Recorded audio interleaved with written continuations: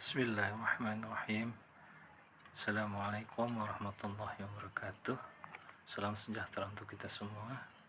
Yang saya hormati dan saya banggakan seluruh mahasiswa Universitas Terbuka dimanapun berada.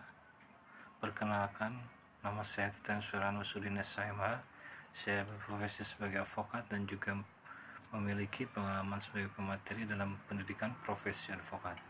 Pada kesempatan ini saya mendapatkan kepercayaan untuk mendampingi Bapak dan Ibu Saudara mahasiswa dalam proses pembelajaran mata kuliah, presentasi, dan penalaran hukum dengan kode 31. Saya merasa senang dapat berinteraksi dan belajar bersama mahasiswa Universitas Terbuka dari berbagai daerah di Indonesia.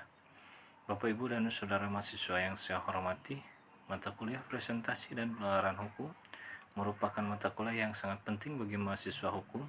Seorang sarjana hukum tidak cukup hanya memahami peraturan perundang-undangan, tapi juga harus mampu berpikir secara logis, sistematis, kritis, dan argumentatif, serta mampu menyampaikan pemikirannya secara jelas dan meyakinkan. Dalam praktik hukum, kemampuan tersebut sangat diperlukan. Seorang advokat harus mampu menyusun argumentasi hukum, seorang hakim harus mampu menilai dan mempertimbangkan fakta serta norma hukum, seorang jaksa harus mampu membangun argumentasi dalam proses penuntutan, dan seorang akademisi maupun praktisi hukum harus mampu menjelaskan gagasan hukumnya secara terstruktur.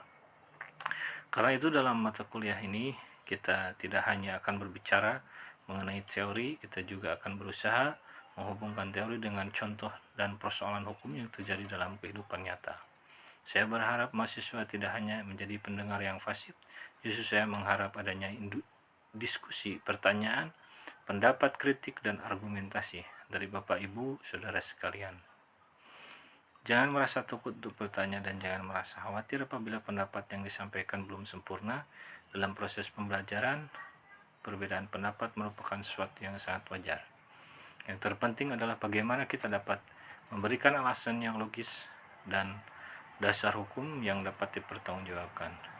Dalam mempelajari penalaran hukum, kita akan belajar bagaimana mengidentifikasi suatu permasalahan hukum, menemukan aturan yang relevan, memahami fakta, melakukan analisis, kemudian menyusun argumentasi dan mengambil suatu kesimpulan hukum secara tepat.